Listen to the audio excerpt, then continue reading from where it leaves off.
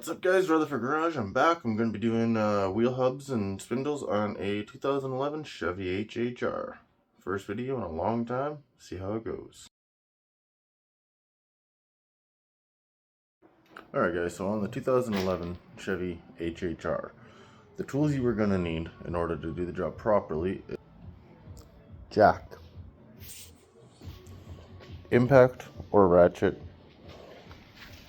19mm socket, 15mm socket on a ratchet, 15mm socket for the impact, 13 for the impact or ratchet, 30mm for the CV axle nut, and pliers. You'll also need an extension. I got a hammer. I'm also going to be replacing the rotors and the pads. So let's get to it. Here's how we're going to start. Jack up the car.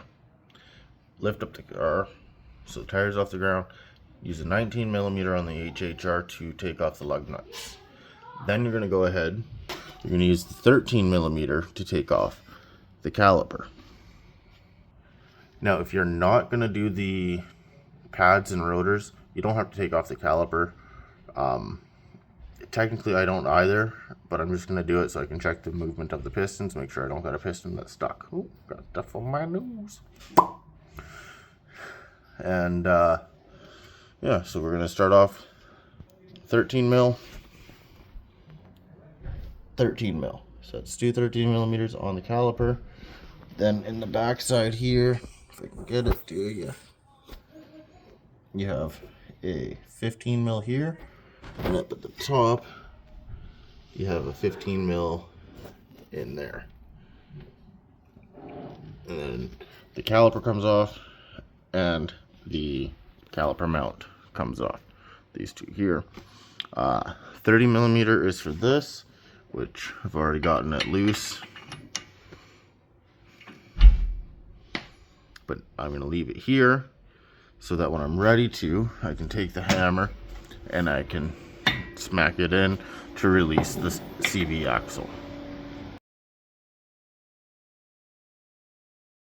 Got those two bolts out, grab the caliper, wheel back and forth. Don't just let it drop because you don't want to pull on that line. Really, I shouldn't even let it hang, but it's too tight in there for me to strap it up right now. So again, 13mm, as you've seen, that comes off. Pull the pad out. Not horrible. Still lots of life left. But the car did sit for a year and a half, 2 years. So it doesn't hurt to change them. They're probably fine, but I do know that the rotors are warped because when you press your foot on the brakes at higher speeds, it goes over. So yeah, gonna replace those just to be safe.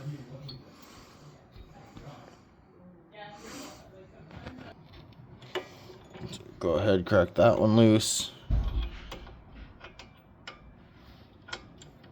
Crack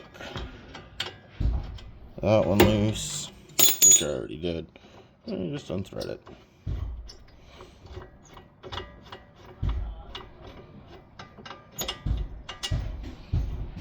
Another video that's going to be happening on this particular vehicle is it needs an oil pan gasket. So we're going to do an oil pan gasket on it.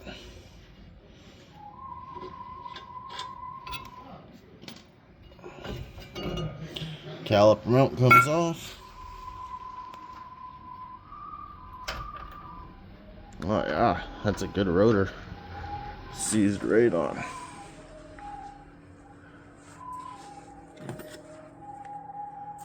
Apparently that's an electric vehicle driving by. Now, normally I'd say never hit on here, but I mean, I'm replacing them.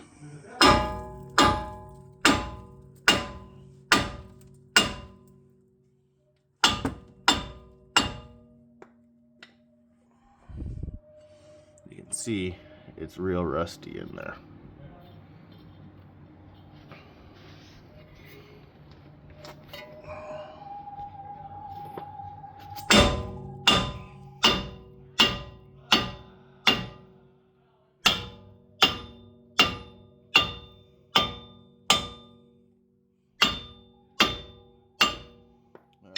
Bouncing. Yeah. I mean, we are going used, but our used looks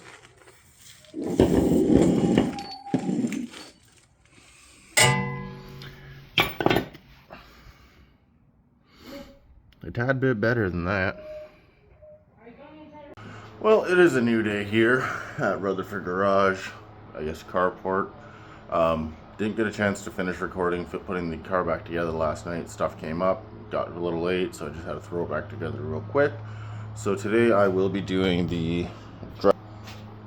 As you can see, it's already getting ready to go. And I will come back once I get this one off, and I'm doing the putting on of the new wheel hub assembly. That way I can show you guys that part properly. Sorry I didn't get to show you that last night, but like I said, it got late, other things came up, people needed our hands, so I went and did that. New rubbers for the truck. What do you guys want? White wall out?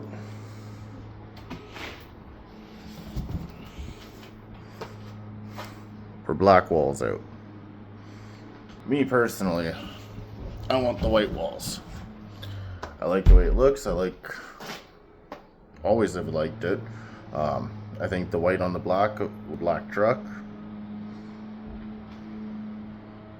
Yeah, new rubbers for the truck. Picked them up for $100. Can't complain when you get a good deal. Those are the winter tires. So I think I need to invest in a old man mechanic's chair, one on wheels, so I can roll around. Because I feel like I'm getting old. Bending down, working on my knees, just not my thing anymore. Also an update for you guys. I've reached out to a company for some rock lights, and sounds like they're going to work with me and send me a set of 14 rock lights for my 2017 Chevy Silverado 1500. I'm looking forward to that. That will be an install video and a how-to video for sure. But for now, I'm going to keep going on this. Tires off, rotors off. Man, were they rusted on there. This side even worse than the other. So yeah, again, just to recap, 19 millimeter here, 19 millimeter there. You're gonna want to unclip the ABS sensor. Sorry for the finger in the way there. You want to unclip that so you can tuck this up and out of the way. Then 19 millimeter on your tie rod. Then you smack that, it'll pop out.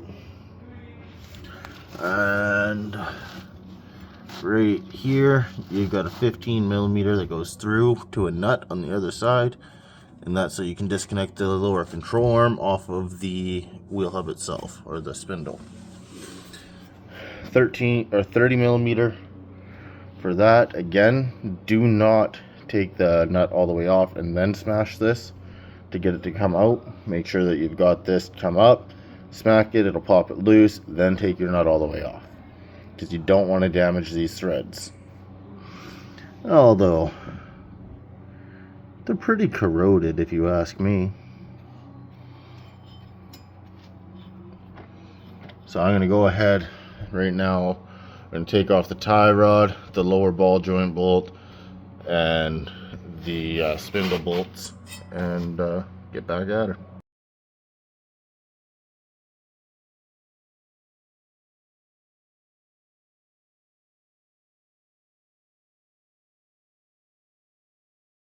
Alright, so as you just seen there by that time lapse, as best as I could do it without a tripod and stuff, got those two bolts out, got the nut off the tie rod, tie rod's out, spindle's loose. The only thing I got to do now is disconnect this pigtail.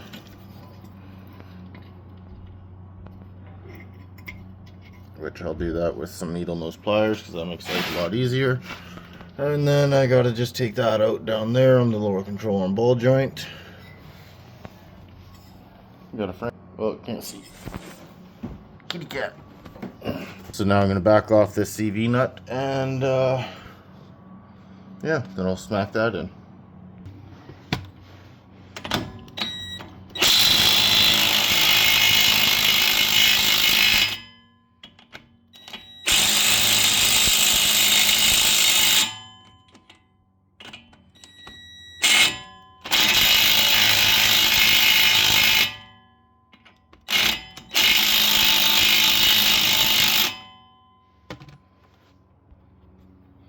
Now at this point,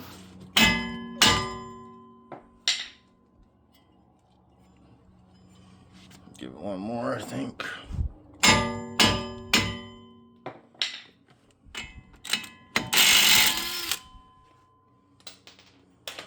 Now make sure that you remember that there's a washer inside here, because you don't want to lose the washer.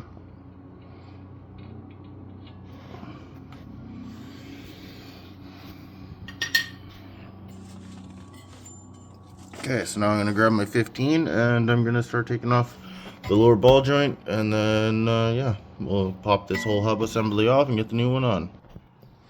So that bolt's out now. Now at this point it's going to be hard to do this one-handed, but we'll see what we can show you guys.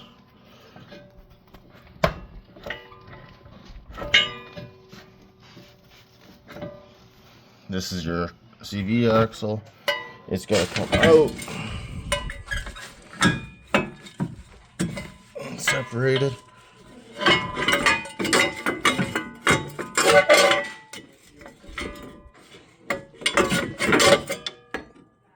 Just like that.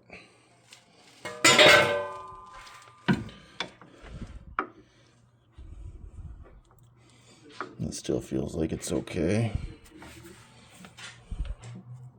That feels okay still too. Alright, now I'll grab the new one. Just reverse the process. And remember, when you're doing these, they are like, this one has an L for the left hand side, the other one has an R for the right hand side. That does matter. Some people I've seen not paying attention, try to put it on backwards and create themselves a lot more work. So now I'm just gonna try to get this all back together one-handed here again. So you just slide the bottom ball joint in. Just like that. See, the axle goes in.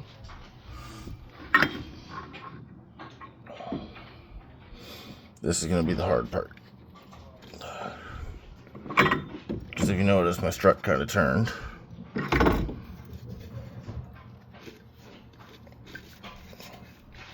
Just give me 2 seconds here.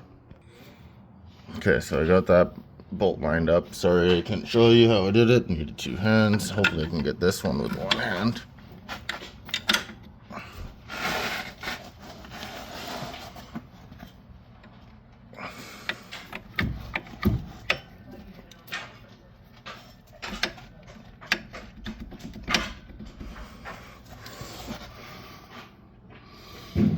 Alright. Most people, when it gets to this point, would smash that in with the hammer. Don't do that. Just take the time, get it to wiggle into place, it'll line up, and then just go. If you smack it in with the hammer, you risk damaging these threads and could make it so you can't get the nut back on. Could also make it so that it'll back off on you and won't stay tight. Now these nuts work like a wheel stud. You don't need to put anything on this side of the bolt because it's got these grooves here that when you tighten the nut, it'll suck this right in, just like a wheel stud. They are indexed on there for, I think it'd be like a 14 millimeter, but I haven't had to ever use anything on that side. As you'll are about to see once I get my 19 mil back on the impact.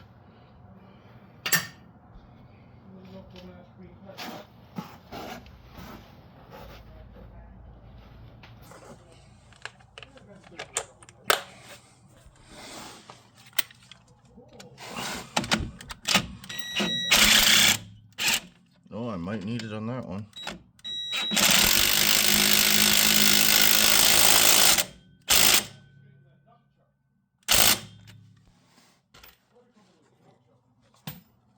But at this point, your threads are already protected, so I've already got it started. They're already through.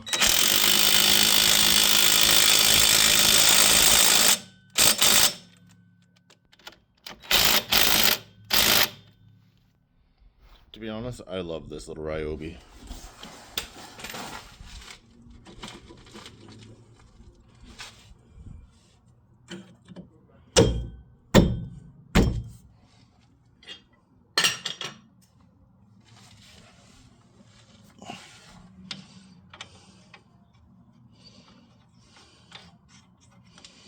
And I know this is kind of a pointless thing to do, but for me, I just like to make sure that this is all completely tight. Then I'll end up taking these two off and put my bracket back on. Don't know why, I'd rather suck it in tight without the bracket and then put the bracket on. That's just the way I prefer to do it. A lot of people wouldn't do it that way. Hell, even my dad wouldn't do it that way, and he's a red seal. But to me, it's just the way I like to do it.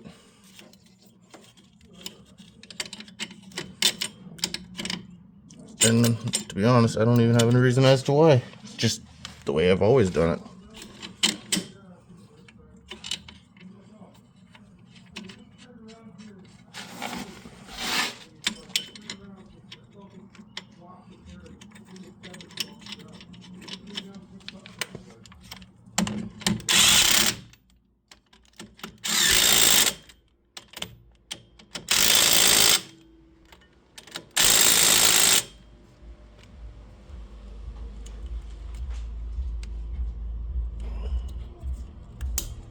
Put that back in.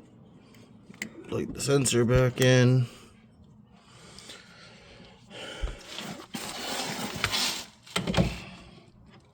Now I might need to do two hands on this.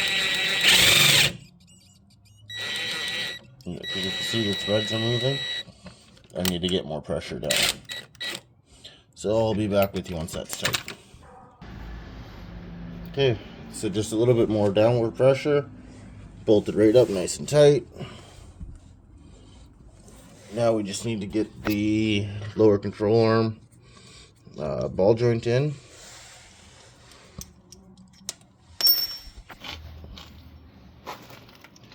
See how it's not all the way seated? Make sure you get it all the way up and in there. And then you'll slide the bolt back through that hole and it'll be good to go. So I'll get with you guys when that's done.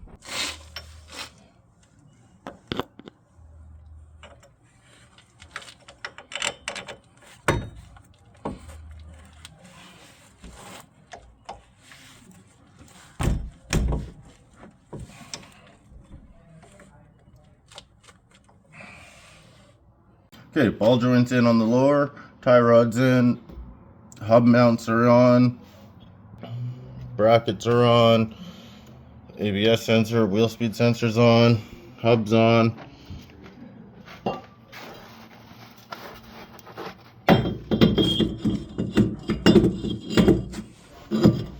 Rotors on. Then you're going to take your caliper mount, put it on, and bolt it in. And just so everybody is aware, I'm not a professional. I am a backyard mechanic.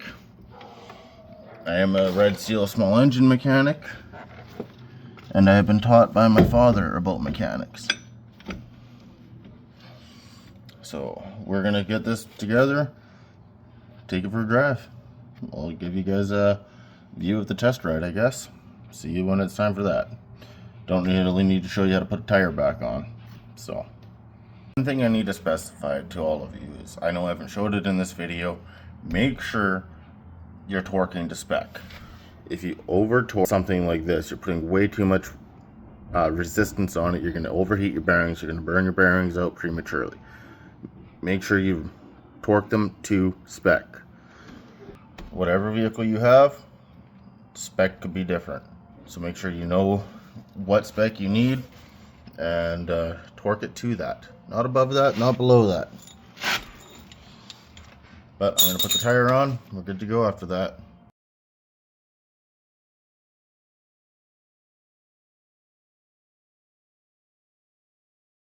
Next thing I'm going to do actually before I take this thing for a test drive is that I got a burnt out brake light right there. So let's change that out. Super simple on at least the HHR. Right here you got a seam, here you got a seam. This piece just pops right off.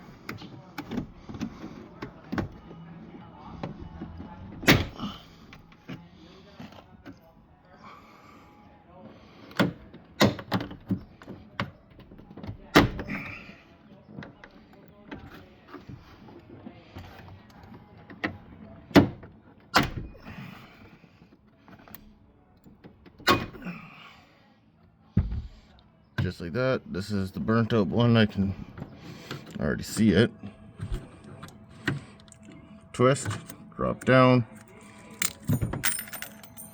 Yeah, that's a really good bulb. You couldn't even pull on it. Just exploded in my hand. It literally should just pull out like that, not explode in your hand.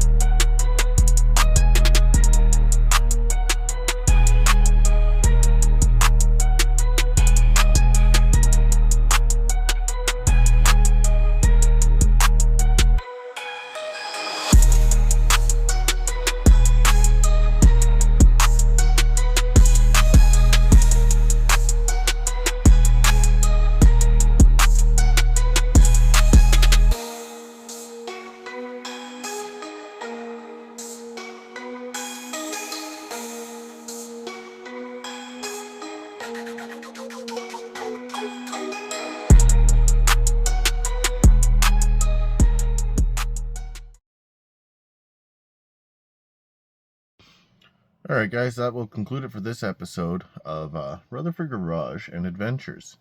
Be sure to check out Solo Tamper on YouTube. That's my brother's channel. He does gaming content. He also has Shorty Index Garage on YouTube. Check him out, give him a like, give him a follow.